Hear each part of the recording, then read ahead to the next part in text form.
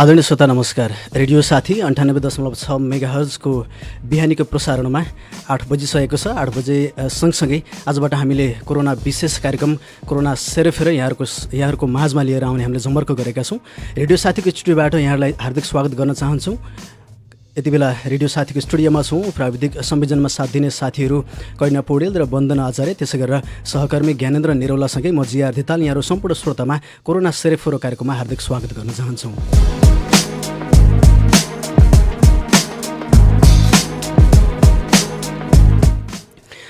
आदरणीय श्रोता, corona virus COVID-19 को कारण विश्व यति बेला आक्रान्त छ। सँगसँगै नेपाल पनि यसबाट अछुतो छैन। नेपाल आज लकडाउनको 34औं दिनमा छ। माघबाट कोरोना भाइरसको औपचारिक सङ्क्रमण नेपालमा भए सँगसँगै नेपालमा सङ्क्रमितको सङ्ख्या 49 पुगिसकेको छ र विश्वभर नै कोरोनाले यो सन्तास फैलाइरहेको बेला करिब 29 लाखभन्दा बढी व्यक्तिहरू कोरोना भाइरसबाट विश्वभर एकैसाथ सङ्क्रमित भएको यो अवस्थामा तपाईँ लकडाउनको समयमा घरमै बसिरहनु भएको छ र सूचना मनोरञ्जनको साथमा रहनु भएको छ भन्ने हामीले विश्वास लिएका छौँ। र यो लकडाउन केन्द्रित रहेर यो लकडाउनको विशेष माहौलमा तपाईँलाई सूचना दिनको लागि, तपाईँलाई सञ्चार गराउनको लागि र रेडियो साथी यहाँहरू सँगसँगै छ र सूचना र सञ्चार यहाँहरूको माझमा पुर्याउनको लागि अझ थप विशेष कार्यक्रम कोरोना सेरोफेर लिएर यहाँहरू माझमा उपस्थित भएका छौँ। जुन कार्यक्रम अबदेखि प्रत्येक दिन बिहान 8 बजेबाट यहाँहरूको रेडियो सेटमा गुन्जने गर्छ। विभिन्न माध्यमबाट हामीले सुन्न सक्नुहुनेछ। फेसबुक पेजको लाइभ मार्फत यहाँले सुन्न सक्नुहुनेछ।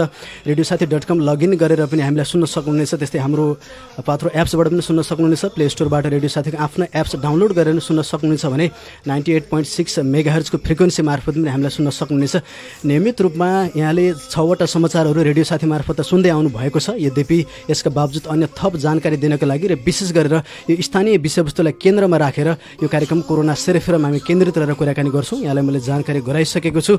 विश्वभर 8,36,000 भन्दा बढी व्यक्तिहरू कोरोना भाइरसबाट सङ्क्रमित भए सँगसँगै निको भएर घर फर्किएको सुखद खबर पनि हामी माझमा छ। यसलाई भुल्नु हुँदैन। र हामी बिचमा चाहिँ अहिलेसम्म 2 लाख बढी व्यक्तिहरूको निधन भइरहँदाखेरि 8,36,000 भन्दा बढी व्यक्तिहरू निको भएर घर फर्केको तथ्याङ्क पनि हामी बिचमा छ। नेपालको सन्दर्भमा कुरा गर्ने हो भने नेपाल सरकार पनि डटेर लागिरहेको छ। अहिलेसम्म करिब 50,000 को हाराहारीमा नमुना परीक्षण भइरहेको छ। पिसिआर पद्धतिबाट मात्र पनि अहिलेसम्म 9,666 वटा परीक्षण हुँदाखेरि 39,670 वटा आरडिटी माध्यमबाट कुल गरेर 49,336 वटा नमुना परीक्षणहरू भइरहेका छन्। यो सबै परीक्षण भनेकै नेपाली जनजनमा कोरोना भाइरसले कतिसम्म फैलिएको छ र कोरोना भाइरसले कति नेपालीलाई सङ्क्रमित आक्रान्त पारेको छ भन्ने तथ्याङ्क निकालिरहेको छ। र प्रदेश नम्बर 1 मा पनि कोरोना भाइरसले ठुलै क्षेत्र ओगटिरहेको छ। यो सँगसँगै झापामा पनि शुक्रबारबाट औपचारिक रूपमा कोरोना भाइरसले प्रवेश पाएको छ। दुःखद समाचार छ हामी बिचमा।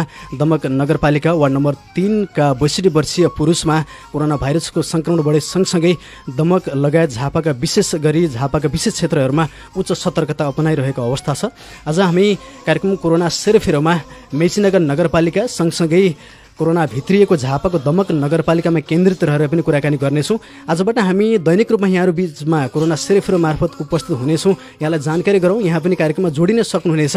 तर केही समय पछाडि यहाँलाई हामी जानकारी गराउनेछौँ। आज यहाँहरू बिचको हाम्रो टेलिफोन लाइन हामी नलिन पनि सक्छौँ। यहाँहरू बिचमा पहिलो कार्यक्रम भएको हिसाबले आज हामी समुदायमा केन्द्रित रहेर भन्दा पनि यहाँहरूको आम चासोको विषय बनेको यति बेला झापाको दमक केन्द्रमा छ। सँगसँगै मेचीनगर नगरपालिका कोरोना भाइरस कोभिड-19 को बारेमा के गरिरहेको छ, के कस्तो तयारी छ, सो विषयमा मेचीनगर नगरपालिकाका सम्बन्धित जनप्रतिनिधिसँग पनि जोडिने हामी प्रयास गर्नेछौँ। सँगसँगै आज हामीले दमक नगरपालिका वार्ड नम्बर 3 का वडाध्यक्ष नवीन बरालज्यूसँग पनि सम्पर्क राख्ने हामी कोसिस गर्नेछौँ। प्राविधिक साथीहरू फोन सम्पर्क गर्ने प्रयासमा हुनुहुन्छ।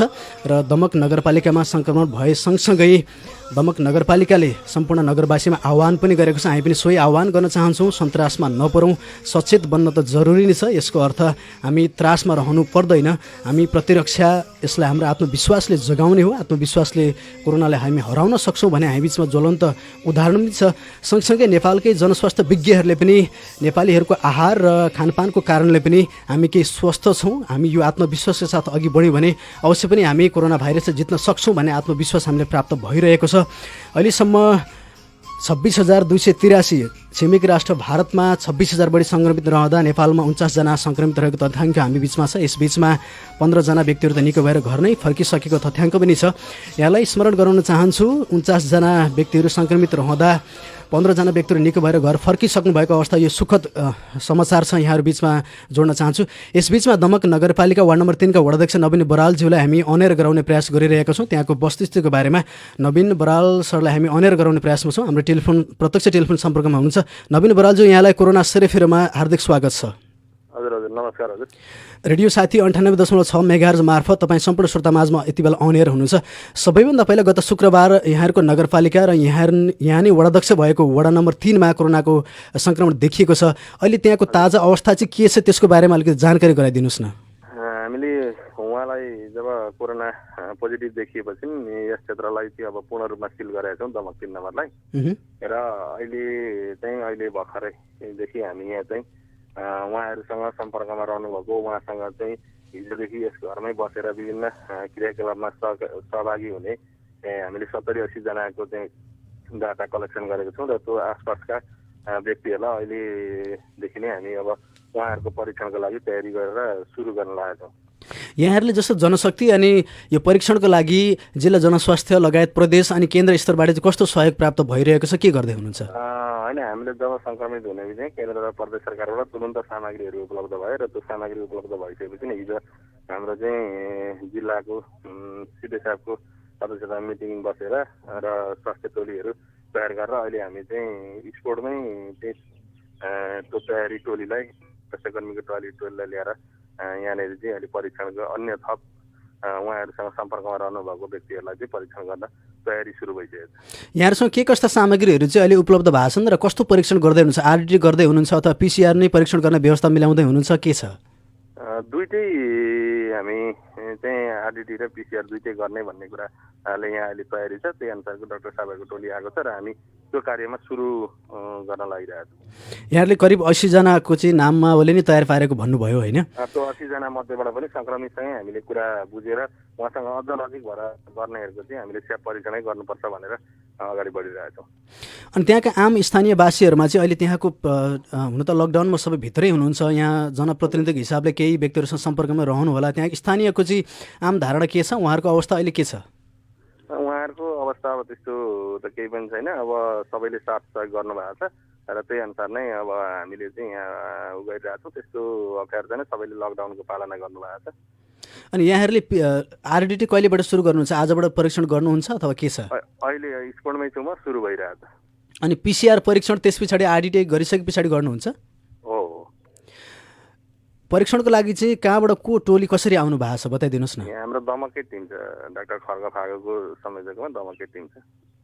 अनि सङ्क्रमित परिवारका अन्य सदस्यहरू यति बेला कहाँ हुनुहुन्छ अनि सङ्क्रमितको अवस्थाको बारेमा के छ जानकारी? सङ्क्रमितको अन्य परिवार दमकको चाहिँ तपाईँको दमक अस्पतालमा हुनुहुन्छ। अनि एकजना चाहिँ विराटनगर त्यो कोशी अस्पतालमा हुनुहुन्छ र अन्य उहाँहरू जम्मा 4 जना हो। 4 जनाकै परिवार चाहिँ अहिले 3 जना दमक र 1 जना चाहिँ विराटनगरमा हुनुहुन्छ। जस्तो यहाँले वार्ड नम्बर 3 लाई फोकस गरेर चाहिँ केन्द्रमा राखेर वडा सिल गरेको पनि बताउनु भयो। यो आम श्रोताको लागि जानकारी पनि हुनसक्छ, यो विशुद्ध लकडाउन र यो वडा सिल गर्नेमा चाहिँ कस्तो फरक हुँदो रहेछ, जनजीवन त्यहाँको कतिको प्रभावित छ र वातावरण के छ? विशेष रूपमा कोही पनि घरबाट बाहिर ननिक्लेर अन्य त्यो जस्तो अब उहाँहरूसँग सङ्क्रमित भएको व्यक्तिहरू भोलि यो चाहिँ अब अन्य कसैमा देखिन गयो, यो भोलि चेकले भने त्यसले समस्या बढ्छ भन्ने हिसाबले गर्दाखेरि चाहिँ सबैलाई गरेको थियो। र त्यसमा सबैले अब त्यो लकडाउनभन्दा अलिक फरक तरिकाले घरबाट कोही पनि बाहिर ननिक्लिने अवस्था रहेको हुनाले त्यसमा धेरै फरक चाहिँ पर्छ र उहाँहरू घरबाट कोही पनि बाहिर ननिक्लिएको कारणले उहाँहरू आफै सजग भएर चाहिँ घरभित्रै बसिराख्नु भएको छ। अनि विशेष गरेर जुन घरमा चाहिँ सङ्क्रमित हुनुभयो त्यहाँ चाहिँ असोज कार्य मराउ परेको पनि हामीले खबर प्राप्त गऱ्यौँ र त्यसमा चाहिँ अन्यत्र क्षेत्रबाट पनि केही मान्छेहरू आउनुभएको, ताप्लेजुङबाट अथवा सुनसरी इटरीबाट आउनुभएको भन्ने जानकारी छ। ती व्यक्तिहरू अहिले त्यतै हुनुहुन्छ या उहाँहरू के छ, जानकारी के छ? एकजना दिदी आएर चाहिँ उहाँको घटना चाहिँ ताप्लेजुङमा ताप्लेजुङ भन्दा पनि उहाँको घटना तेर्सुमा भएको आमाको घटना र यहाँ दिदी बहिनी चाहिँ यहाँ झोक्राएर बसेर 10 दिनसम्म यहाँनिर उहाँहरूले चाहिँ जुठो बार्नु भएको। त्यही कारणले गर्दा अलिकति उहाँहरूसँग सम्पर्क बढेका व्यक्तिहरूलाई हामीले अहिले चेक गर्ने प्रक्रियामा छौँ र अन्यतिरबाट आउनुभएको होइन, अन्य जानु पनि भएको होइन। यहीँ दमकभित्रै भएका आफन्तहरू छरछिमेकीहरू बसेर चाहिँ त्यो क्रिया गर्नुभएको र उहाँ त्यो घटना भएको ठाउँमा पनि पुग्न नसक्ने भएको कारणले गर्दा यही घरमा चाहिँ उहाँले जुठो भएर बस्नुभयो। भनेपछि सङ्क्रमित परिवारमा जो आउनु भएको छ उहाँहरू कोही पनि बाहिर अहिले जानु भएको छैन, सबै त्यहीँ हुनुहुन्छ? यहीँ हुनुहुन्छ, यहीँ आसपासमै हुनुहुन्छ, यहाँ उहाँहरूकै आफन्त घरमा। अनि अर्को सूचना हामीलाई के पनि प्राप्त भएको छ भने जो सङ्क्रमित युवा चाहिँ आउनुभयो काठमाडौँ त्रिभुवन अन्तर्राष्ट्रिय विमानस्थलमा उत्रेर चाहिँ जब झापा आउनुभयो, झापा आउने क्रममा चाहिँ उहाँले सार्वजनिक सवारी प्रयोग गर्नु भएको छ र सँगसँगै सिटमा सँगै बसेर आउनु भएको छ भन्नुभएको छ। त्यो सामान्य पनि छ, हामी जो कहिले त्यो गर्छौँ, तर सङ्क्रमण पत्ता लागिसके पछाडि चाहिँ अब उहाँबाट सरेको प्रमाणित भइसके पछाडि चाहिँ सम्बन्धित व्यक्तिलाई ट्रेसिङ गर्ने को सँगै बसेर चाहिँ वृत्तामूलको एकजना युवा आउनुभएको जानकारी स्वयं सङ्क्रमितको छोराले दिनुभएको जानकारी पनि प्राप्त भएको छ। यहाँहरूले त्यो ट्रेसिङ गर्नेतर्फ चाहिँ के गर्दै हुनुहुन्छ? त्यसको चाहिँ सुरक्षा निकायले सुरु गरिसकेको छ। उहाँहरूले त्यसको निगरानी राखेर उहाँहरूले गोप्य रूपमा सूचना लिएर त्यो खोजी कार्य गरिराख्नु भएको छ। अब कतिपय आम श्रोताहरू यति बेला दमकवासी पनि हुनुहोला, सँगसँगै बाहिरका वासीहरू पनि यहाँलाई सुन्दै हुनुहुन्छ, एउटा सम्बन्धित क्षेत्रको यहाँ जनप्रतिनिधि हुनुहुन्छ, वडाध्यक्ष हुनुहुन्छ। वडाध्यक्षको हिसाबले चाहिँ यो अहिलेको माहौलमा ठ्याक्कै अहिले अब प्रदेश नम्बर 1 मा त्यसमा पनि झापाको दमक अनि पनि वार्ड नम्बर 3 मा यहाँमा एउटा जिम्मेवारी पनि छ त्यहाँका आम मानिसहरूलाई नेतृत्व गर्ने। आम मानिसहरूलाई चाहिँ तपाईँ एउटा जनप्रतिनिधिको हिसाबले र अहिलेको यहाँले जुन टोली खटाएर काम गर्दै हुनुहुन्छ त्यो हिसाबले चाहिँ आम मानिसहरूलाई तपाईँ के भन्न चाहनुहुन्छ? होइन, मैले सबैलाई धैर्य धारण गर्नु, यो कोही आतिनु पर्दैन। अब हामीले चाहिँ विशेष रूपमा सावधानी अपनाएर यहाँ हामी बाहिर खटेका छौँ। हजुरहरू घरभित्र बसिदिनुहोस्, हामी बाहिरको वातावरणलाई सहज बनाउने काम गर्छौँ। यहाँहरू बसेर कमसेकम यो लकडाउनलाई पूर्ण रूपमा पालना गरेर स्वास्थ्यकर्मी, सुरक्षा र जनप्रतिनिधिलाई सहयोग गरिदिनुहोस् भन्ने कुरा नै भन्न चाहन्छु।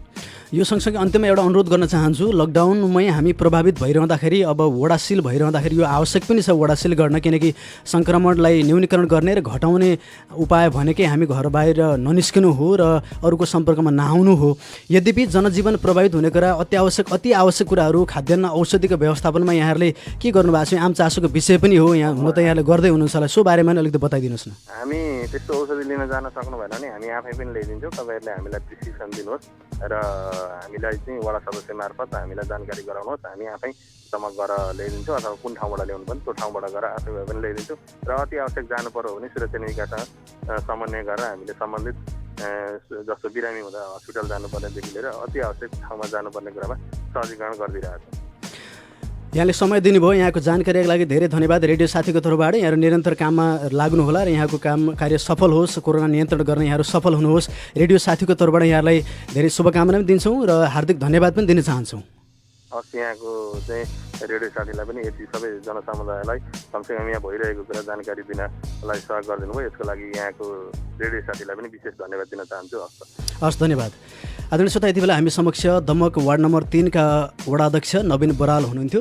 कोरोना भाइरस कोभिड-19 को सङ्क्रमण नेपालमा देखिए सँगसँगै झापामा पहिलोपटक दमक नगरपालिकाको वार्ड नम्बर 3 मा सङ्क्रमण पुष्टि भए सँगसँगै झापामा पनि कोरोना भाइरसको औपचारिक रूपमा प्रवेश गरेको थियो र यति बेला वडाले कस्तो तयारी गरिरहेको छ सो विषयमा जानकारी दिँदै हुन्थ्यो वडाध्यक्ष नवीन बरालज्यूले। आदरणीय श्रोता, कार्यक्रम कोरोना सेरेफेरेको हामी क्रममै छौँ। दमक नगरपालिका सँगसँगै हामी मेचीनगर नगरपालिकामा पनि हामी जोडिन खोज्दैछौँ। मेचीनगर नगरपालिकाले पछिल्लो समयमा के कस्तो तयारी गरिरहेको छ सो विषयमा नै कुराकानी गर्नेछौँ। यहाँहरू बिचमा एउटा सचेतनामूलक गीत प्रस्तुत गर्दैछौँ, त्यस पछाडि हामी अन्य विषयमा कुराकानी गर्नका लागि पुनः उपस्थित हुनेछौँ। बचो बचो बचो कोरोनाबाट बचो, बचो बचो बचो कोरोनाबाट बचो।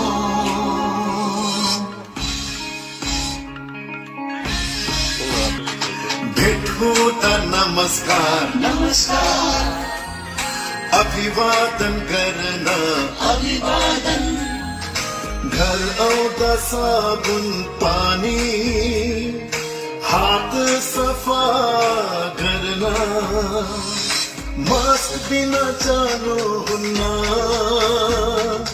बाहिरतिर कतै, भिडबाट सकेसम्म परै बसो सबै, परै बसो सबै।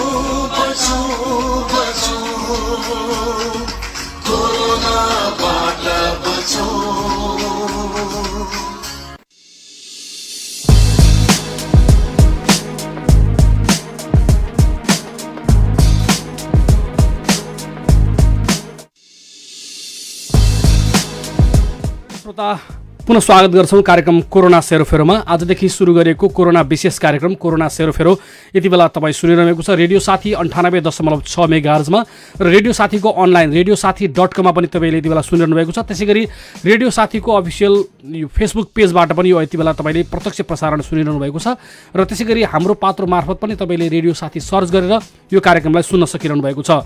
र यति बेला म छु ज्ञानेन्द्र निरौला र हामी कार्यक्रमलाई फरक ढङ्गबाट प्रस्तुत गरिरहेका छौँ। यसभन्दा अगाडि सहकर्मी जीआर धितालले दमक नगरपालिका वार्ड नम्बर 3 जहाँ झापामा पहिलोपटक कोरोनाको सङ्क्रमित देखिसक्नु भएको छ र त्यहाँको अहिलेको प्रयास नियन्त्रणको प्रयास के कस्तो भइरहेको छ भनेर दमक वार्ड नम्बर 3 का वडा अध्यक्ष नवीन बरालसँग गरेको कुराकानी तपाईँले सुन्नुभयो।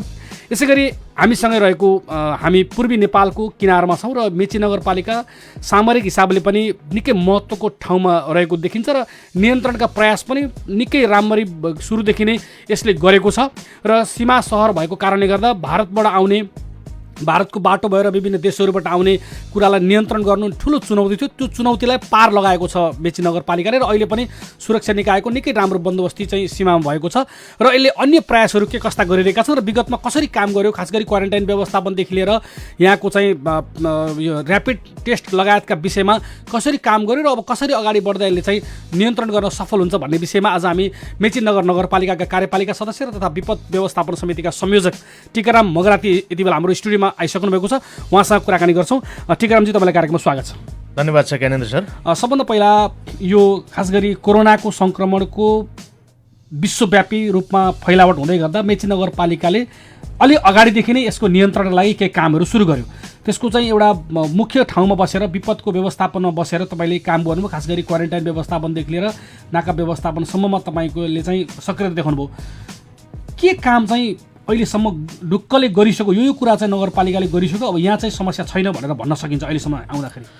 धन्यवाद ज्ञानेन्द्र सर। म खास गरी पहिलो कुरा हामीले जब फागुनको 11 गतेबाट मेची नगरको नाका पूर्वी नाका काँकरभिट्टामा बाहिरबाट भारत लगायत बाहिरी मुलुकबाट प्रवेश गर्नेहरूको स्वास्थ्य चेक जाँच परीक्षणको काम गऱ्यौँ।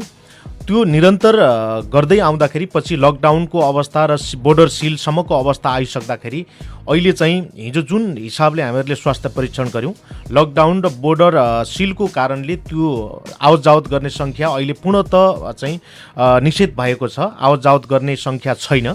यसो भएको हुँदाखेरि पहिलो कुरा हामी जुन नेपालको पूर्वी बोर्डर सिमानामा नगरमा छौँ भनेर जुन किसिमको नगरवासी र देशलाई नै चिन्ता थियो त्यो चिन्ताबाट अब पूर्ण रूपमा चाहिँ हामी मुक्त भएका छौँ। म पूर्वी नेपालको यो बोर्डरको नगरपालिकाको एउटा जनप्रतिनिधि भएको नाताले म सबैलाई आश्वस्त बनाउन चाहन्छु कि अहिले सुरक्षाकर्मी, स्थानीय सरकार, सङ्घीय सरकार, प्रदेश सरकार सबैको समन्वयबाट बोर्डर पूर्णतया सिल भएको छ र अब हामीहरूलाई भारत लगायतका मुलुकबाट हुने पूर्वी नाकाबाट हुने जोखिमबाट हामी मुक्त भएको छौँ। म यो कुरा राख्न चाहन्छु।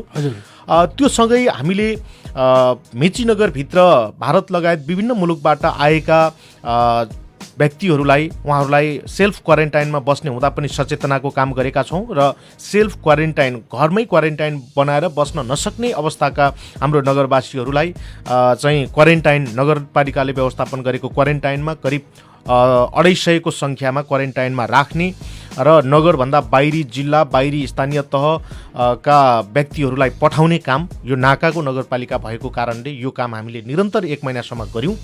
यसले के देखिन्छ भने हामी अहिलेसम्म बोर्डरको नगरपालिका भए पनि कुनै कोरोनाको समस्या देखा परेको छैन। यो एउटा हामी नगरवासीको निम्ति सुखद पक्ष हो भन्ने कुरा राख्न चाहन्छु।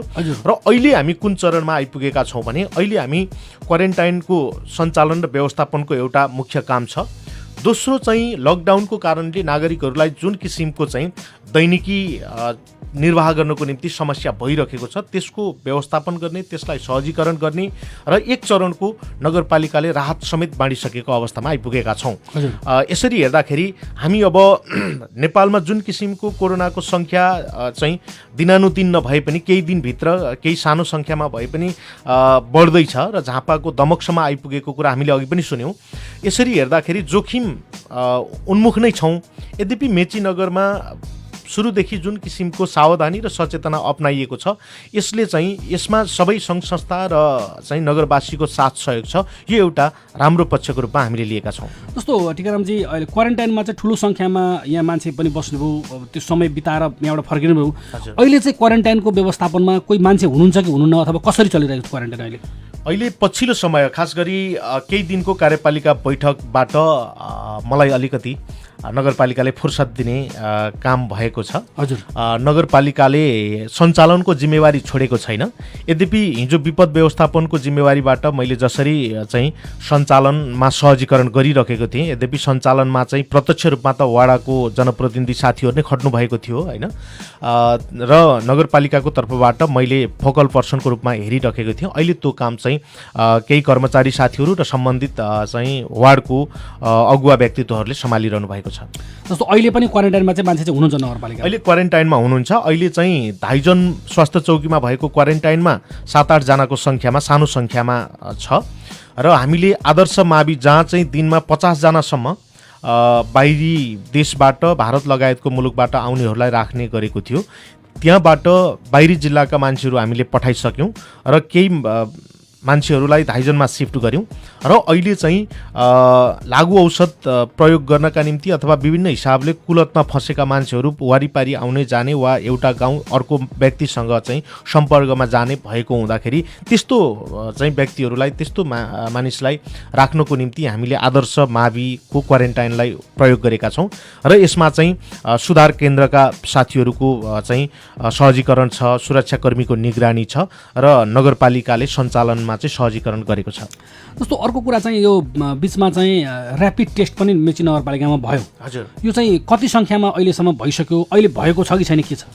अहिले पनि हामी निरन्तर ऱ्यापिड टेस्ट गर्ने प्रक्रियामा छौँ र अहिलेसम्म 241 जनाको चाहिँ ऱ्यापिड टेस्ट भएको छ, र यसमा पनि कसैको पोजिटिभ देखिएको छैन। यो चाहिँ हाम्रो स्वास्थ्य शाखाले यो कामको अगुवाई गरिरहेको छ। यसरी हेर्दाखेरि हामीले चाहिँ भारत लगायत बाहिरी देशबाट आएर जो चाहिँ बस्नुभएको छ सेल्फ क्वारेन्टाइन वा चाहिँ नगरपालिकाले व्यवस्थापन गरेको क्वारेन्टाइन, त्यहाँ भएको सङ्ख्यालाई ऱ्यापिड टेस्टमा पहिलो प्राथमिकतामा राखेका छौँ र अब हामी यसलाई निरन्तर अगाडि बढाउँछौँ। जस्तो नगरपालिकाले चाहिँ जो आविष्कार केन्द्रबाट चाहिँ एउटा यो स्वाब सङ्कलन गर्ने एउटा सेट पनि पाएको छ, बक्स पनि पाएको छ, त्यो चाहिँ अहिले सञ्चालनमा आइसकेको छ कि अथवा सञ्चालनमा आउने तयारी छ कि त्यो के अवस्थामा छ अहिले? हो, हामीले राष्ट्रिय अनुसन्धान, राष्ट्रिय आविष्कार केन्द्र महावीर पुन, डाक्टर महावीर पुनको चाहिँ आविष्कार केन्द्रबाट हामीले स्वयं सङ्कलन गर्ने बुथ प्राप्त गरेका छौँ, र त्यसको निम्ति चाहिँ मेची हस्पिटलको प्राविधिकलाई मात्रै तालिम दिएको र हामीसँग दक्ष जनशक्ति नभएको कारण तत्काल सञ्चालनमा ल्याउन केही समस्या भएको छ। हामी त्यसलाई सञ्चालनमा ल्याउने प्रक्रियामा अगाडि बढेका छौँ।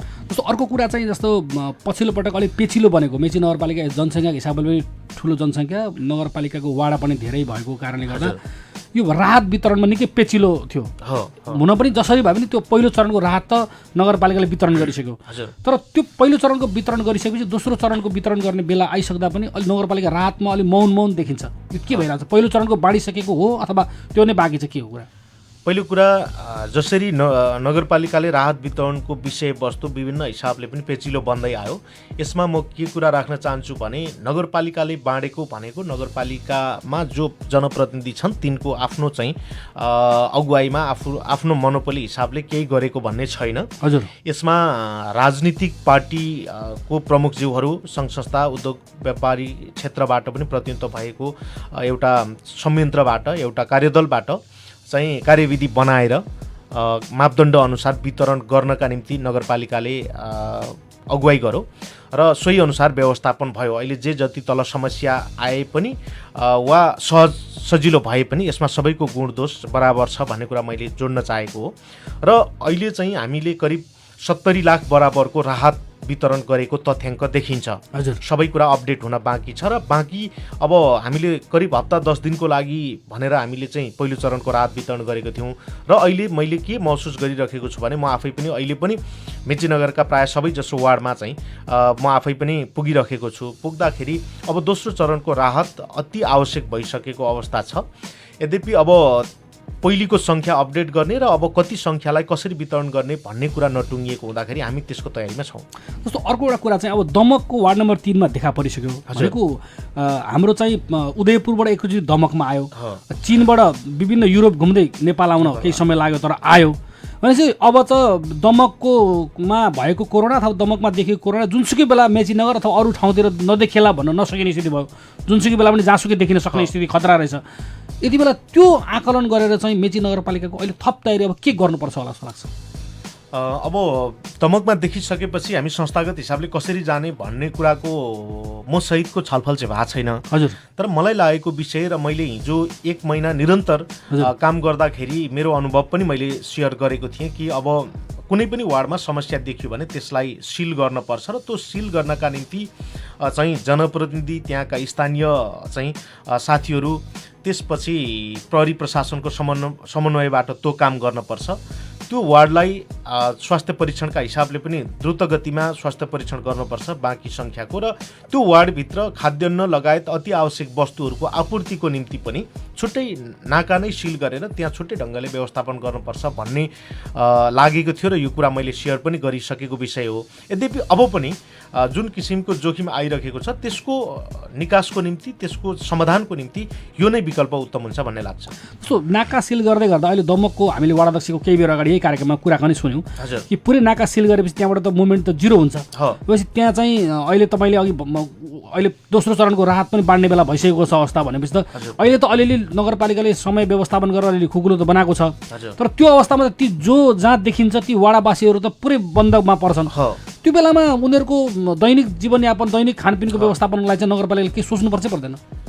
सोच्नुपर्छ र त्यसको निम्ति के गर्नुपर्छ भन्ने मलाई लाग्छ भने कम्तीमा उद्योग वाणिज्य सङ्घ अहिले जसले चाहिँ घर घरमा सुलभ दर रेटमा चाहिँ खाद्यान्नहरू आपूर्ति पनि गरिरहनु भएको छ, म मेचीनगरको जनप्रतिनिधिको नाताले मेची उद्योग वाणिज्य सङ्घलाई धन्यवाद पनि दिन चाहन्छु। म आफै पनि उहाँहरूले गरेको काम अवलोकन गर्न यसो हेर्न पुगेको थिएँ केही दिन अगाडि र निकै धेरै प्रभावकारी अभियान उहाँहरूले चलाउनु भएको छ र भोलि वाडा सिल गर्दै गर्दाखेरि पनि हामीलाई उद्योग वाणिज्य सङ्घ लगायतको सङ्घ संस्थाहरूको यही किसिमको सहयोग चाहिन्छ र त्यसको निम्ति त्यो सवारी साधन चलाउनेहरूलाई पनि त्यही किसिमको इक्विपमेन्टहरूको व्यवस्थापन गर्ने, त्यही किसिमको गाडीहरू 2-4वटा परिचालन गर्ने र अति आवश्यक वस्तुको आपूर्ति स्थानीय सरकारले सहजीकरण गरेर त्यो वार्डमा उपलब्ध गराउनुपर्छ र केही निश्चित मान्छेहरू, निश्चित भोलिन्टियरहरू मात्रै निस्केर त्यो किसिमको चाहिँ कार्य गर्ने गरीको व्यवस्था पनि मिलाउनुपर्छ। जस्तो अर्को एउटा कुरा चाहिँ सबभन्दा ठुलो कुरा चाहिँ यो फेरि स्वास्थ्य सामग्रीमै आउँदो रहेछ,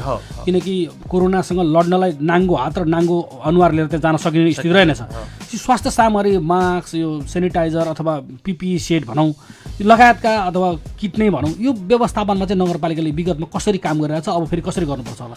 विगत जतिखेर चाहिँ नेपाल नै एउटा चाहिँ जोखिममा पऱ्यो भनेर हामी लकडाउनको सामना गर्ने ठाउँमा आइपुग्यौँ, त्यतिखेर म आफै चाहिँ यो जिम्मेवारीमा भएको हुँदाखेरि कतिपय सन्दर्भमा पेस्की लिएर डाइरेक्ट खरिद गरेर पनि हामीले व्यवस्थापन गऱ्यौँ। पछिल्लो समय यी सबै कुराहरूलाई कार्यालयको सिस्टमबाट व्यवस्थित गर्ने सन्दर्भमा टेन्डर सिस्टमबाट हामी अगाडि बढेका छौँ र केही आपूर्ति भएको छ। यद्यपि तपाईँले भने जस्तो हामी चाहिँ सामाजिक राजनीतिक अगुवाहरूले भनेको सचेतनाको काम गर्ने हो र कम्तीमा के हुँदैछ भन्ने कुराको सन्देश सम्प्रेषण बाहेक अर्को चिज गर्न सकिँदैन र अहिलेको कोरोनाको महामारीसँग जुझ्ने भनेको फेरि पनि स्वास्थ्यकर्मी नै हो र हामीले जतिसुकै कुरा गरेर पनि रोकिनेवाला छैन। जतिखेरसम्म स्वास्थ्यकर्मी सम्बन्धित ठाउँमा उपस्थित भएर त्यसको चाहिँ समाधान खोज्ने वा त्यसको उपचारमा लाग्ने अवस्था बन्दैन, तबसम्म हामी चाहिँ यो लडाइँ जित्न सक्दैनौँ। यसो भएको हुँदाखेरि हाम्रो स्वास्थ्यकर्मी, मेचीनगरको स्वास्थ्यकर्मीलाई पनि पर्याप्त मात्रामा हामीले स्रोत साधन उपलब्ध गराउन सकेका छैनौँ। आज पनि एउटा जटिलता के देखिएको छ भने स्वास्थ्य कार्यालयहरू यस्तो बेलामा खुल्ला राख्नुपर्छ, त्यसमा दुई मत छैन। हामीले त्यसको निम्ति मेकानिजम पनि बनाएका छौँ, तर के देखियो भने स्वास्थ्यकर्मीहरू यो लकडाउनमा कसरी स्वास्थ्य चौकी पुग्ने भन्नेतर्फ हाम्रो ध्यान छैन। पुगेका स्वास्थ्यकर्मीहरू त्यहाँ आएका बिरामीलाई हेर्नका निम्ति कति सुरक्षित छन् छैनन् त्यो विषयमा हामीले आवश्यक व्यवस्थापन गर्न सकिरहेको छैन र साँच्चै समस्या देखिएको ठाउँमा साँच्चै समस्या देखियो भने हाम्रो जुन किसिमको सावधानी छ मलाई लाग्छ यसले थाम्दैन।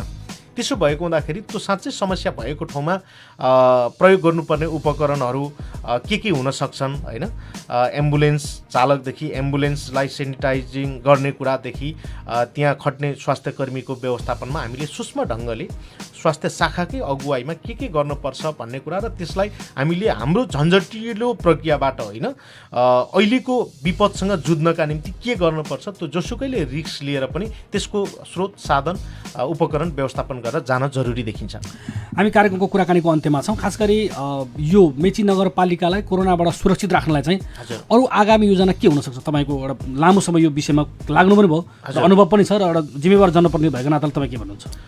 खास गरी हामी सुरक्षित हुनका निम्ति अबको जोखिमसँग जुझ्नका निम्ति फेरि पनि सरकारले पनि अहिले केही तयारी गरिरहेको छ लकडाउनलाई लम्ब्याउने, र हामी लकडाउनको कारणले चाहिँ समस्यामा पर्ने जनताको चाहिँ जुन किसिमको दैनिकी छ त्यसमा पनि हामी चिन्तित छौँ र त्यसो भएको हुँदाखेरि त्यसलाई जनताको दैनिकीलाई सहजीकरण गर्ने कुरामा हाम्रो ध्यान पुगेकै छ।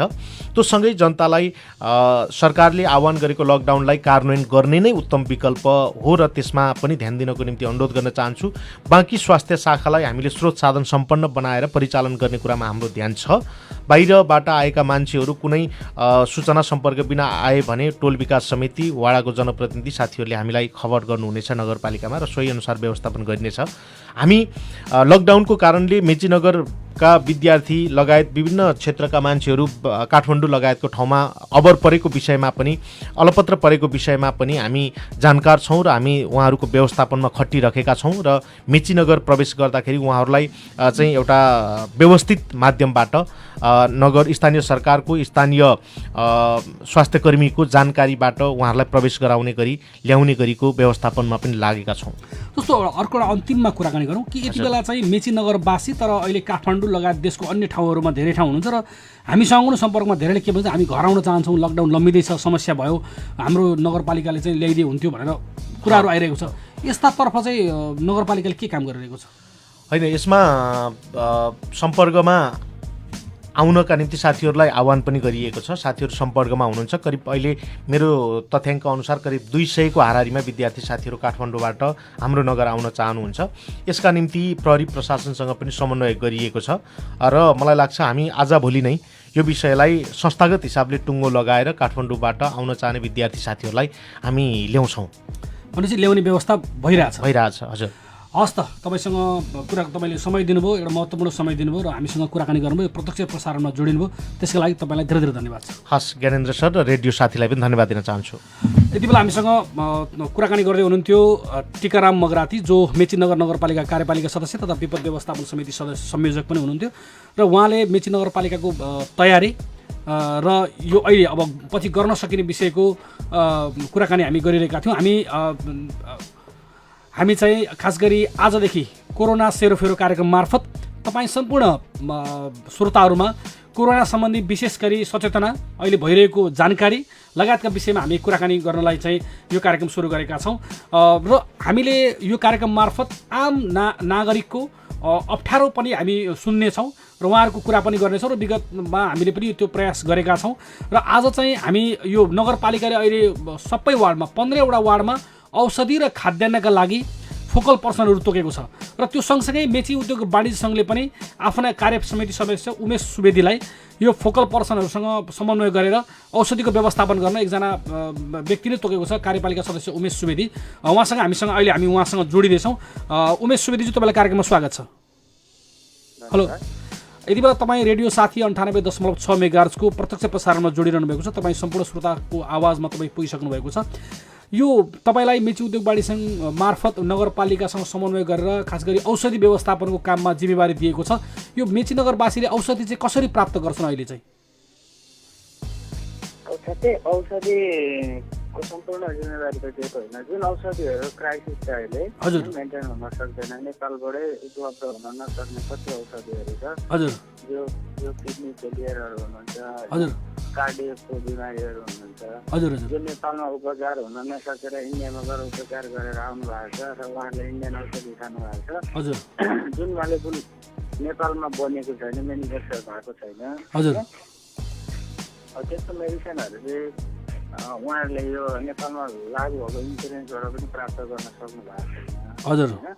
हजुर त्यो कारणले उहाँले त्यो खरिद गरेरै खानुपर्ने भएको हुन्छ होइन। हजुर जहाँसम्म हुन्छ अहिले हामी उहाँहरूले खाएको औषधि कुनै कम्पनीको खानु भएको सपोज सन फार्मा विभिन्न कम्पनीहरू छ होइन। हजुर अब त्यो कम्पनीको औषधि त्यसमा भएको मोलेकुल यदि अर्को नेपालको कम्पनी या अर्को इन्डियन कम्पनीको नेपालमा उपलब्ध छ हजुर होइन, हजुर त्यो सम्भव भए हामी त्यसलाई सब्स्टिट्युट गरेर दिन्छौँ। हजुर हजुर अब सम्भवै नभए हजुर इन्डियाबाट पनि हामी उपलब्ध गराउने व्यवस्था मिलाएको छौँ हजुर होइन। हजुर त्यसको लागि हामीले तत्कालै अहिले के गर्दैछौँ भने मेची उद्योग वाणीसँग जो जसले औषधि खाइरहनु भएको छ हजुर होइन, हजुर अब प्रत्येक वार्डका सदस्यहरू अध्यक्षहरूबाट हामीले उहाँहरूको वार्डमा होइन जस्तो खालको बिमारीहरू हुनुहुन्छ उहाँहरूलाई खोजेर हजुर होइन उहाँहरूको प्रिस्क्रिप्सन ल्याइदिने उद्योग वाणीसँग होइन। हजुर एकजना व्यक्तिले ल्याउने धेरै नआउने भनेर हामीले त्यो भनेका छौँ होइन। हजुर अहिले सोसियल डिस्टेन्सलाई मेन्टेन गरेर तपाईँहरूले काम गर्न सेनिटाइज गरेर प्रिस्क्रिप्सनहरू लिएर आउनु होला भनेका छौँ। हजुर त्यही अनुसार उहाँहरूले ल्याइरहनु भएको छ र अब हामी 2-3 दिन कलेक्सन गर्छौँ उहाँहरूको प्रिस्क्रिप्सन हजुर होइन। हजुर अनि 40-50जनाको भइसकेपछि हामीले सिलगढीसँग एउटा होलसेलसँग कन्सल्ट गरेका छौँ हजुर होइन। हजुर अनि त्यो होलसेलले चाहिँ पानी ट्याङ्कीको एउटा ड्रग हाउसलाई पठाइदिन्छ हजुर होइन। हजुर अनि त्यो ड्रग हाउसबाट चाहिँ हाम्रो नेपालको प्रहरी सहित होइन हजुर उद्योग वाणिज्य सङ्घको प्रतिनिधि म र हाम्रो कपिल छेत्रीजी हुनुहुन्छ हजुर हजुर हामी दुईजना कुनै एकजना गएर त्यहाँबाट औषधि लिएर आएर हजुर उद्योग वाणिज्य सङ्घबाट फेरि त्यसरी नै जनप्रतिनिधि मार्फत नै पठाइदिन्छौँ औषधि। भनेपछि भारतीय औषधि खाने जो यहाँ नेपालमा नपाउनेहरूले अब औषधि पाउनलाई समस्या छैन भन्दा बुझ्दा हुन्छ। अनि त्यस्तो छ ठ्याक्कै छैन भन्दा त अब इन्डियामा पनि लकडाउनै छ हजुर होइन। हजुर अब ट्रान्सपोर्टेसनको त्यहाँ पनि प्रब्लम भइरहेछ हजुर होइन। अब हरसम्भव उपलब्ध हुने औषधिहरू चाहिँ हामी कोसिस गर्छौँ हजुर जहाँसम्म सिलगढीबाट हुने हामी उपलब्ध गराउन सक्छौँ हजुर होइन। हजुर अब सिलगढीमै नभएको औषधिहरू चाहिँ अप्ठ्यारो हुन्छ। अब त्यस्तो औषधिहरू छ भने चाहिँ अब त्यसको लागि स्पेसल कुनै अर्को टेस्टहरू राख्नु पर्ला हजुर होइन। हजुर जहाँसम्म मलाई लाग्छ तपाईँको अहिले यो के भन्छ डायबिटिजको पेसेन्टहरू हुन्छ डायबिटिजको होइन स्पेसल होइन। हजुर इन्सुलिन सबै इन्सुलिनहरू इन्डियामा बन्दैन हजुर होइन। हजुर धेरै इन्सुलिनहरू बाहिर देशबाट आउँछ हजुर होइन। हजुर जर्मनबाट आउँछ कुनै होइन कुनै अरू देशहरूबाट आउँछ। ती इन्सुलिनहरू अहिले चाहिँ एभाइलेबल भइरहेको छैन। इन्डियामा पनि एभाइलेबल भएको छैन, नेपालमा पनि एभाइलेबल कति भएको छैन। हजुर हजुर अब त्यसको कारणले केही हदसम्म इन्सुलिनमा चाहिँ समस्या आउन सक्ला हजुर होइन। हजुर तर अरू औषधि मलाई जहाँसम्म लाग्छ उपलब्ध हुन्छ होला किन मेनुफ्याक्चर कम्पनीले गरिरहेको छ हजुर होइन। हजुर अब जहाँसम्म ट्रान्सपोर्टेसनको कुरा हो त्यो त इन्डियाको पनि पब्लिकहरूले औषधि खानै पर्छ हजुर होइन। नेपालको पब्लिकले पनि खानै पर्छ। हजुर नेपालको पनि सबै औषधि उसले कम्पनीहरूले औषधिहरू उत्पादन गरेर पठाइराखेकै छन् हजुर होइन। हजुर जहाँसम्म र मेटेरियलको कुरा भयो र मेटेरियल नपाएको खण्डमा चाहिँ अप्ठ्यारो होला सायद होइन। हजुर तर उहाँहरूसँग भएको स्टक र मेटेरियल चाहिँ अहिले पनि नेपाल कम्पनीले पनि बनाइरहेको छ, इन्डियाको कम्पनीले पनि बनाइरहेको छ। हजुर त्यो हदमा अहिलेसम्म त्यत्रो धेरै लकडाउन पनि भएको छैन, 1 महिनासम्म मात्रै भएको छ हजुर होइन। हजुर कम्पनीहरूको म्यानुफ्याक्चर गर्ने पावर के हुन्छ भने एउटा ब्याच नम्बरले देशभरि कम्तीमा 6 महिनासम्मको औषधि उत्पादन गर्ने क्षमता हुन्छ हजुर होइन। हजुर त्यो भएको कारण सायदै सर्टेज नहोला। हजुर अब जहाँसम्म इन्सुलिन मात्रै हो, मैले अघि हजुरलाई भनिसकेँ इन्सुलिन चाहिँ विदेशबाट आउने हुन्छ होइन। हजुर त्यसको स्टोरेज प्रोसेसहरू पनि विभिन्न खालको हुन्छ। त्यो कारणले गर्दाखेरि चाहिँ इन्सुलिनमा प्रब्लम आउला हजुर होइन। हजुर बाँकीको औषधिहरूमा प्रब्लम हुँदैन र अहिले हामीले उपलब्ध गराउने प्रोसिडियर चाहिँ त्यही छ। हामीले पानीट्याङ्कीको एउटा ड्रग हाउसलाई हामीले कन्सल्ट गरेका छौँ हजुर होइन। हजुर सिलगढीको होलसेलरहरूसँग कन्सल्ट गरेका छौँ हजुर होइन। हजुर हामी फोनबाट उहाँहरूलाई अर्डर टिपाइदिन्छौँ हजुर अनि उहाँहरूले त्यहाँबाट यहाँ पानीट्याङ्कीको ड्रग हाउसलाई पठाउनुहुन्छ हजुर होइन। हजुर अब त्यो गर्दा अलिकति टाइम चाहिँ दिनुपर्छ उहाँहरूले। हामीले भनेकै छौँ, हामीले उद्योग वाणिज्य सङ्घको समाजको नगरपालिका र उद्योग वाणिज्य सङ्घको सहमति पत्रमै भनेका छौँ हजुर भारतबाट ल्याउनु पर्ने औषधिको लागि हामीले 7 दिनको समय चाहिन्छ भनेका छौँ हजुर होइन हजुर 7 दिनसम्म उपलब्ध गराउँछौँ भनेको छौँ। अब जहाँसम्म नेपालकै कम्पनीबाट सब्सिट्युट गराएर खान दिन सकिने खालको औषधि भयो भने चाहिँ तुरन्तै 1-2 दिनमा पनि उपलब्ध हुने व्यवस्था मिलाएर छ। हवस्, धन्यवाद छ उमेश सर। उहाँ हुनुहुन्थ्यो उमेश सुवेदी, मेची उद्योग वाणिज्य सङ्घका कार्य समिति सदस्य र यो खास गरी नेपालमा नपाइने औषधिहरूको व्यवस्थापनका लागि उद्योग वाणिज्य सङ्घले उहाँलाई चाहिँ जिम्मेवारी तोकेको छ र त्यसै गरी नगरपालिकासँग समन्वय उहाँले काम गरिरहनु भएको छ। कार्यक्रम कोरोना सेरोफेरोमा छौँ यति बेला हामी, र म छु ज्ञानेन्द्र निर्मल, प्रविधिमा साथ दिँदै हुनुहुन्छ प्राविधिक मित्र करिना पौडेल र वन्दना आचार्यले। र हामी आज खास गरी यो विषयमा यो कोरोनाको सङ्क्रमणका कारण, कोरोनाबाट उत्पन्न भएको परिस्थितिबाट, लकडाउनका कारण विभिन्न समस्याहरू उत्पन्न भएका छन्। त्यो समस्यालाई समाधान गर्न के गर्न सकिन्छ भन्ने विषयमा पनि हामी कुराकानी गरिरहेका छौँ, छलफल गरिरहेका छौँ, र नगरपालिकाको अवस्था के छ त्यो पनि जानकारी गऱ्यौँ, औषधिको अवस्थाको बारेमा पनि जानकारी गऱ्यौँ। आज हामी पहिलो भागमा छौँ। त्यसै गरी दमक नगरपालिका जहाँ कोरोना देखिएको छ वार्ड नम्बर 3 मा, त्यहाँको वार्ड अध्यक्षसँग कुराकानी गऱ्यौँ, त्यहाँको अहिलेको अवस्थाको बारेमा जानकारी लियौँ। त्यसै गरी अहिले म तपाईँहरूलाई एउटा जानकारी अर्को गराउँदैछु कि मेची नगरपालिकाले आफ्ना 15 वटा वार्डमा औषधि र खाद्यान्नका लागि चाहिँ यो व्यवस्थापनका लागि चाहिँ फोकल पर्सनहरू तोकेको छ र नगरका फोकल पर्सन तोकेको छ। र 1 नम्बर वार्डदेखि म तपाईँहरूलाई जानकारी गराउँछु। 1 नम्बर वार्डमा खाद्यान्नको लागि राजकुमार राई हुनुहुन्छ, उहाँको नम्बर 98,424 30,410 रहेको छ। त्यसै गरी औषधिको लागि डिकेन्द्र थापा हुनुहुन्छ, जनप्रतिनिधि उहाँ पनि हुनुहुन्छ, उहाँको नम्बर 98,466 84,480 रहेको छ। त्यसै गरी वार्ड नम्बर 2 मा खाद्यान्नका लागि बेनुप कुमार राई हुनुहुन्छ, 98,616 69,608 उहाँको नम्बर रहेको छ। त्यसै गरी औषधिको लागि सबिना घिम्रे हुनुहुन्छ, उहाँको नम्बर रहेको छ 98,627 77,923 रहेको छ उहाँको नम्बर। त्यसै गरी वार्ड नम्बर 3 का लागि औषधिका लागि छोटबहादुर राई हुनुहुन्छ, उहाँको नम्बर रहेको छ 98,140 01951। त्यसै गरी खाद्यान्नको लागि रिता थापा हुनुहुन्छ, उहाँको नम्बर रहेको छ 98,179 25,898 उहाँको नम्बर। त्यसै गरी वार्ड नम्बर 4 मा प्रहलाद दाहाल हुनुहुन्छ खाद्यान्नको लागि, उहाँको नम्बर रहेको छ 98,149 56,978। त्यसै गरी औषधिको लागि विनोद रञ्जितकार हुनुहुन्छ, 98,249 64,550 उहाँको नम्बर रहेको छ। त्यसै गरी वार्ड नम्बर 5 मा खाद्यान्नका लागि नारायण खड्का हुनुहुन्छ, 98,637 29,507। त्यसै गरी औषधिका लागि दुर्गा देवकोटा हुनुहुन्छ, औषधिको लागि दुर्गा देवकोटा 98,240 48,120 उहाँको नम्बर हो। त्यसै गरी वार्ड नम्बर 6 का लागि राजकुमार श्रेष्ठ खाद्यान्नको लागि 98,426 28,429 उहाँको नम्बर रहेको छ खाद्यान्नको लागि।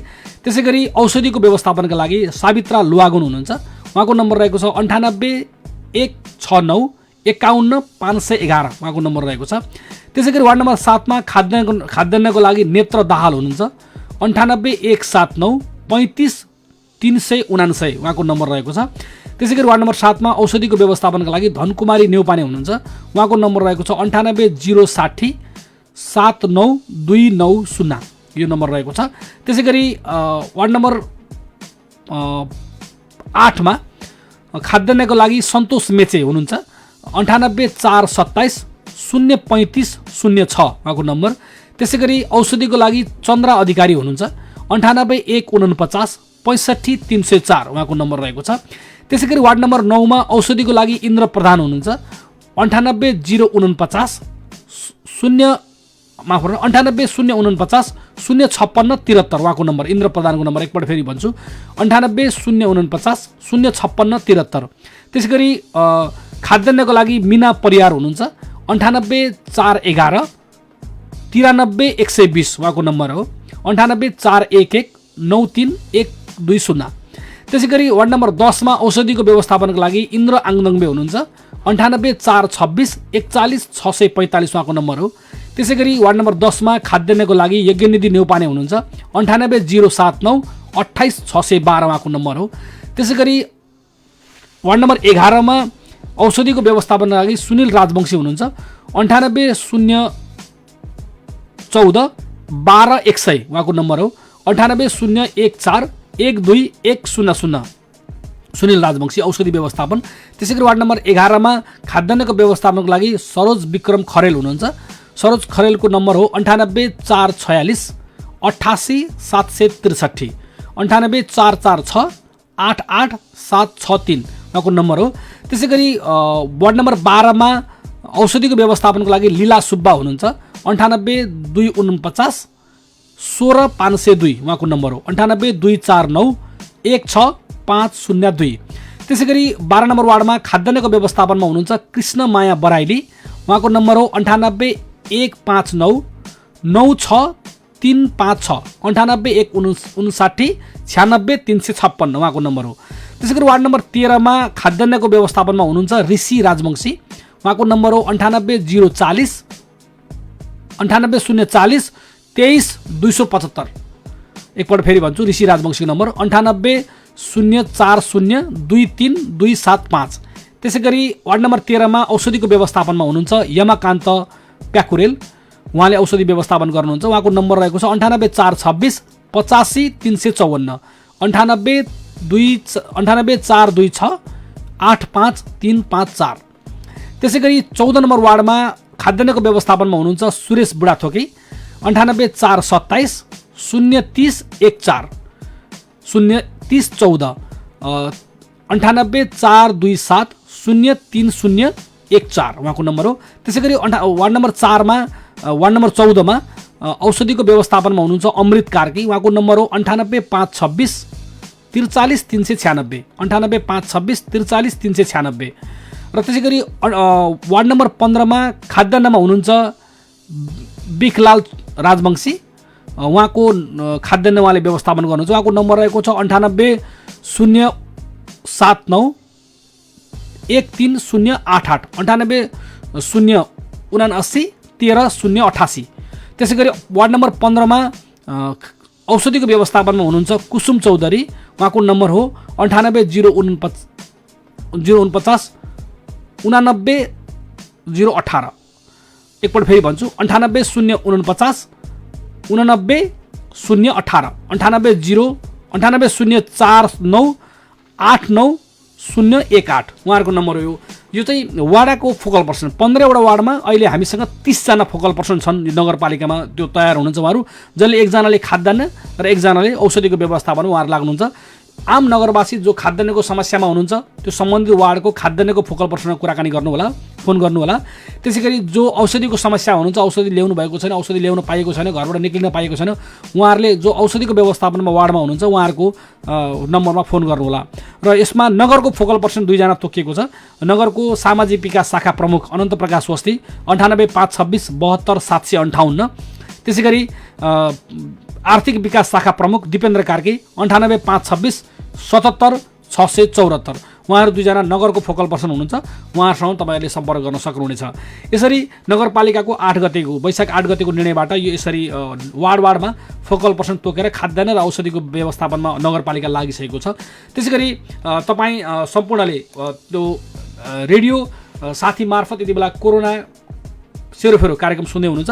यो कार्यक्रमलाई हामी हरेक दिन लानेछौँ बिहान 8 बजेबाट यो प्रसारण हुन्छ र हामीले यो कार्यक्रमभित्र विविध पक्षका बारेमा हामी कुराकानी गर्नेछौँ। खास गरी यो कार्यक्रम मार्फत हामी कोरोनासँग जोडेका सबै विषय, यति बेला मान्छेलाई अप्ठ्यारो परेको विषय, यति बेला सहजीकरण गर्नुपर्ने विषय, हामी रेडियोले सहजीकरण गर्दा हुने सम्भवका विषय पनि हामी सहजीकरण गर्न तयार छौँ। र खास गरी कोरोनासँग जोडेका विज्ञहरूको कुराकानी, अब हाम्रो अवस्था, हाम्रो नेपालको अवस्था के हुने हो, अब नेपालको कोरोनाको सङ्क्रमण हाम्रो कसरी अगाडि बढ्ने सम्भावना छ, हामीले नियन्त्रणको प्रयास कसरी गर्नुपर्छ, यो विषयमा हामी विविध पक्षमा हरेक दिन हामी कुराकानी गर्नेछौँ, छलफल गर्नेछौँ, विज्ञहरूसँग कुराकानी गर्नेछौँ र सम्बन्धित क्षेत्रमा भएर काम गरिरहेका साथीहरूसँग हामी कुराकानी गर्नेछौँ, सरकारी निकायसँग कुराकानी गर्नेछौँ, जिम्मेवार व्यक्तिहरूसँग कुराकानी गर्नेछौँ र तपाईँलाई धेरैभन्दा धेरै कोरोनासँग बच्ने र बचाउने तरिकामा हामी यो कार्यक्रम केन्द्रित हुनेछौँ। र खास गरी सरकारले भनिसकेको छ, हिजो मात्रै बसेको उच्चस्तरीय कोरोना रोकथाम समितिको उच्चस्तरीय समितिको बैठकले यो लकडाउनलाई केही समय 1 हप्ताका लागि लम्ब्याउन लागि सरकारलाई सिफारिस गरिसकेको छ। आज मन्त्री परिषदको बैठक बस्दैछ। मन्त्री परिषदको बैठकले आज सम्भवतः लकडाउनलाई 1 साताका लागि लम्ब्याउने छ। यसअघि नै राष्ट्रिय र अन्तर्राष्ट्रिय उडानहरूलाई जेठ 2 गतेसम्मका लागि प्रतिबन्ध गरिसकेको छ, उडानहरू बन्द गरिसकेको अवस्था छ। यो कारणले गर्दाखेरि यो लकडाउनको अवस्थाकै कारणले गर्दा नेपालमा अहिले कोरोना नियन्त्रणमा छ। कोरोनाले हामीलाई अप्ठ्यारो अवस्थामा पुर्याइसकेको छैन, हामी भयावहको अवस्थामा पुगेका छैनौँ र आशा गरौँ तपाईँ हाम्रो सचेतना, सरकारको सक्रियता, स्थानीय सरकारको दृढताका कारण यो कोरोनालाई हामीले परास्त गर्नेछौँ। खास गरी कोरोना महामारीको रूपमा फैलिन दिने छैनौँ। त्यसको एउटै विकल्प भनेको लकडाउनलाई अत्यन्तै धेरै पालना गर्नुपर्ने स्थिति छ।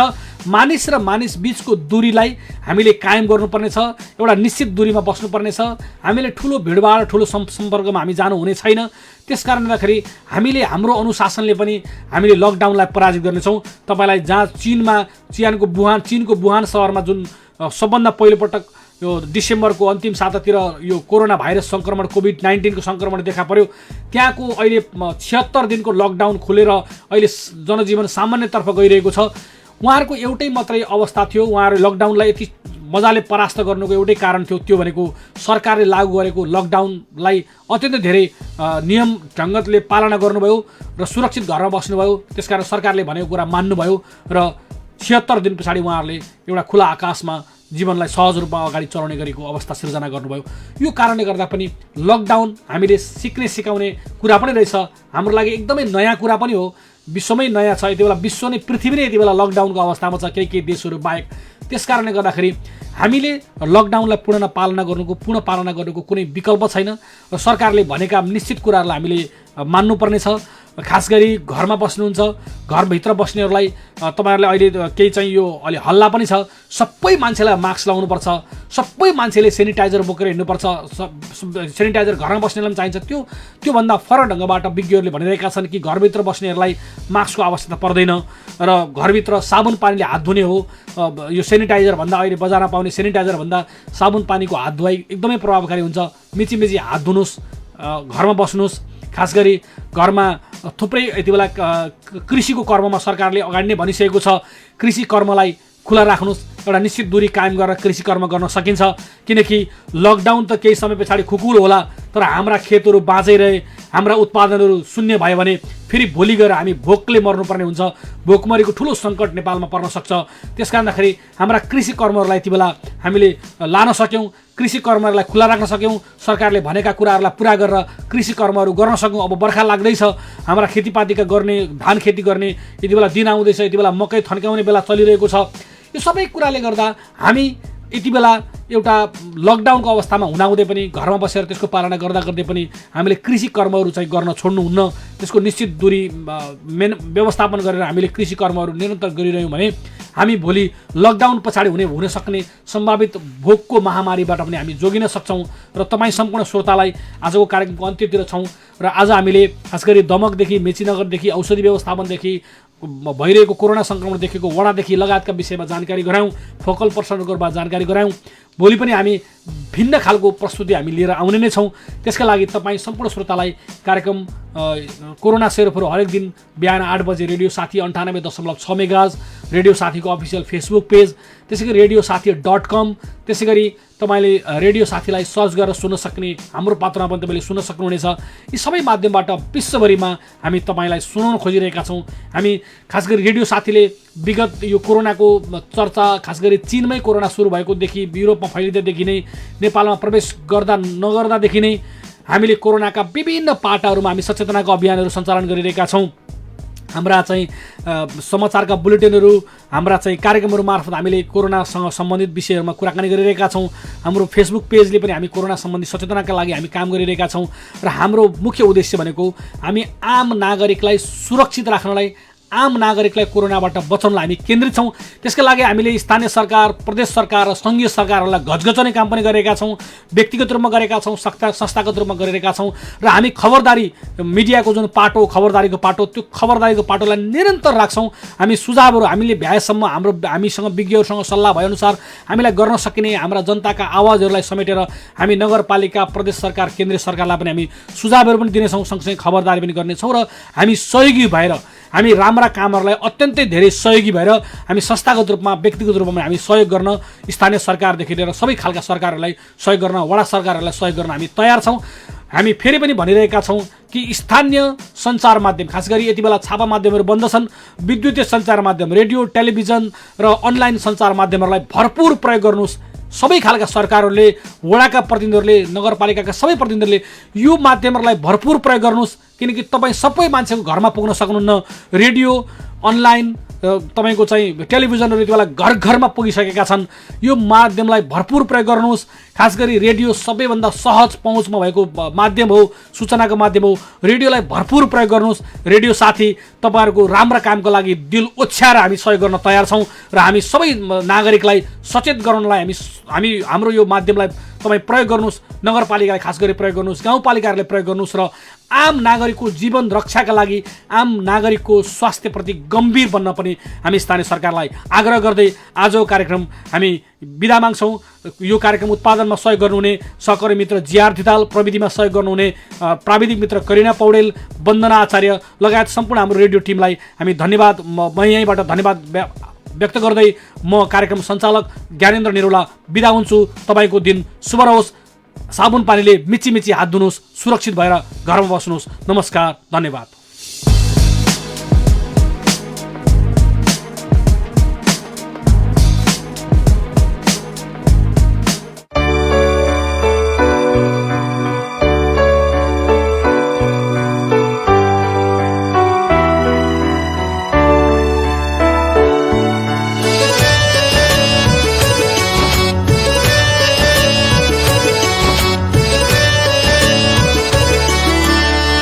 जे छ घरमा मिठो नमिठो त्यही खाऊ हुन्न र,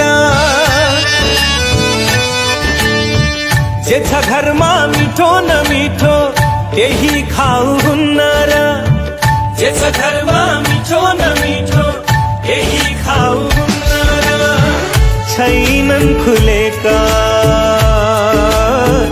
नधाउनु बजार, थोत्रै लाओ हुन्न र, जे छ घरमा मिठो नमिठो त्यही खाऊ।